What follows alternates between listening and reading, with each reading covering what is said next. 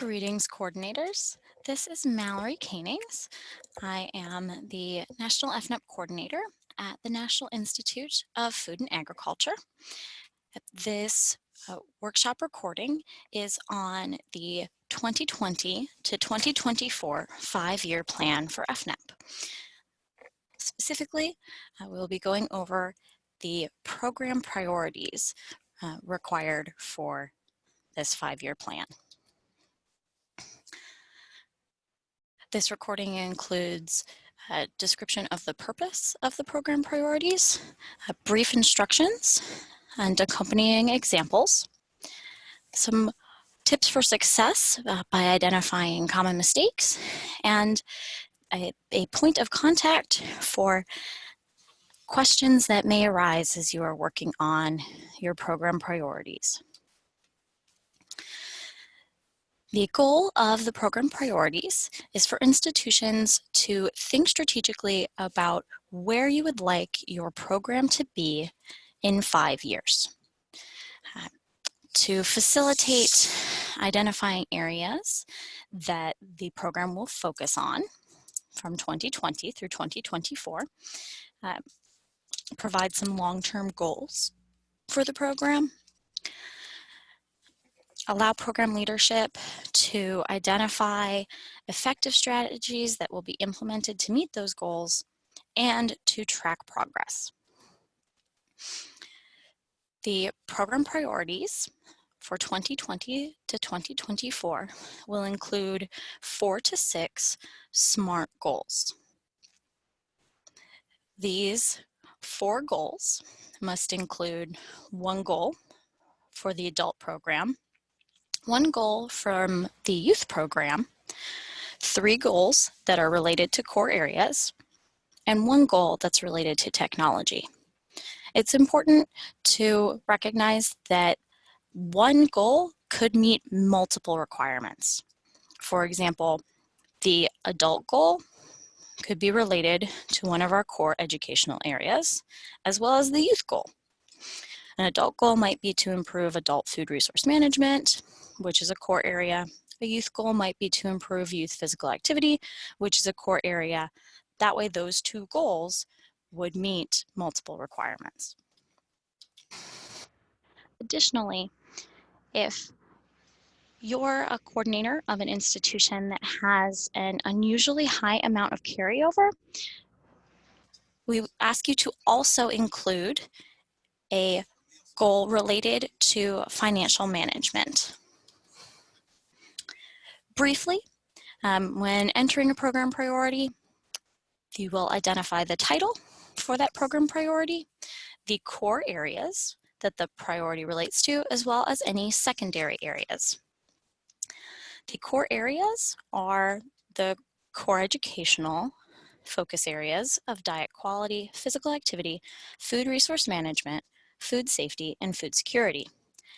Secondary areas that programs may be focusing on would include policy systems and environmental change efforts, management and leadership, technology, and volunteers. An example, the program priority title could be adult improvement in 1 or more food groups. After the title is entered, the core area would be selected. This would be an improvement in the diet quality core area. This particular goal does not relate to a secondary area, and that's fine. However, please remember that a technology goal, which is a secondary area, is a requirement. And then also indicate the target audience for the goal. In this case, it's adults. Next, as you scroll down in WebNears, you will find a request for a description. This is where you will enter why your institution has selected this priority, how you will measure progress toward meeting this priority goal over the next 5 years, and specify what the outcome measure will be. Here's an example, and we will go through this adult diet quality example in detail.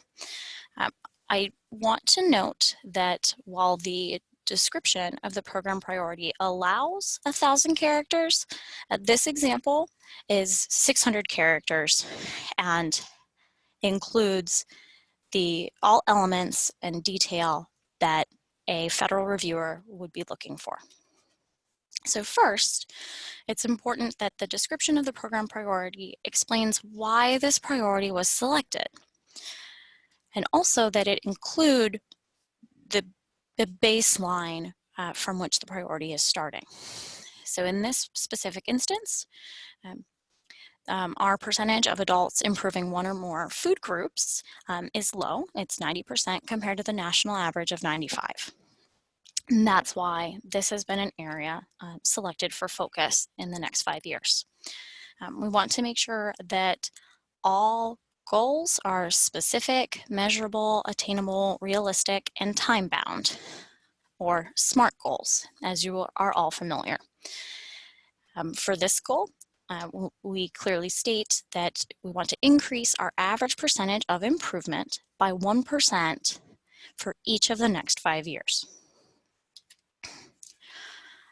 We explain that improvement will be measured using the outcome data from the WebNIRS Adult Diet Summary Report. And lastly, we discuss strategies that we will implement that tend to lead us towards success.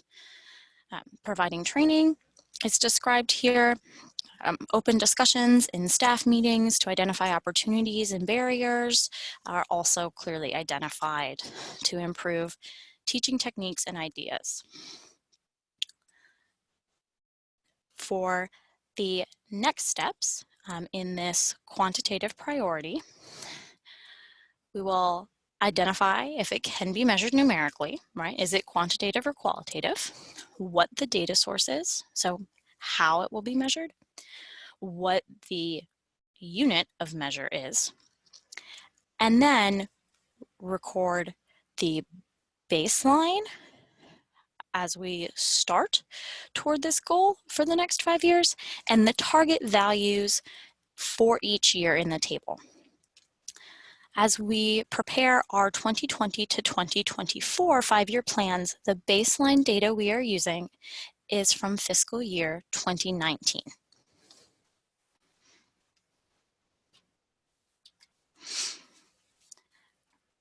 Beginning with whether or not this program priority can be measured numerically. If it is quantitative, we select yes. Then we identify the data source, and you can see from this drop down that the WebNIRS summary reports are all listed, whether it's adult summary, adult diet summary, adult questionnaire summary, or youth summary, youth questionnaire summary, or staff summary. All of the WebNIRS summary reports are listed. So you would select the one where the outcome measure can be obtained. Then specify the unit of measure. So for our goal, the unit of measure is a percentage.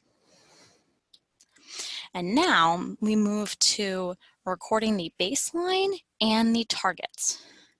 As a reminder, the baseline year we are using is fiscal year 2019. And we want to be sure that we are connecting our baseline and our targets to the description that we already entered above this section. So our description included that the percentage of adults improving one or more food groups in our program is low. It's 90% compared to the national average of 95%. So to clearly link these two, we've entered what our current value is into the baseline. And that is highlighted here. Next, we want to enter in our targets. We also want these targets to be linked to the description. When the description of our program priority continued, it mentioned that our goal is to increase our average percentage of improvement by 1% for each of the next 5 years. So as we enter these targets, they will be increasing by 1% for 5 years toward our goal to improve from 90% of adults having improvement in one or more food groups to 95% of adults showing improvement in one or more food groups. Now, WebNIRS also allows for priorities that you may not be able to measure numerically. So qualitative program priorities. For these, you need to select yes or no, and it's important that our qualitative priorities still contain baseline values and target values that we will work toward over 5 years. So this is the same image where we selected yes before, but for a qualitative priority, we would select no, we cannot measure it numerically. And then that would display the qualitative goal table. And we would still be using 2019 as our baseline as we set these targets. The expectation remains the same, to be sure to connect the description of the baseline situation to the table, as well as, of course, the description that was mentioned above, and to ensure that the targets that are entered into this table connect to the initial description that was entered. Some tips for success would include verifying that your description includes clearly why this priority was selected, what the goal of the priority is, how you will measure progress, and identify some strategies that may be used to achieve this goal. Also,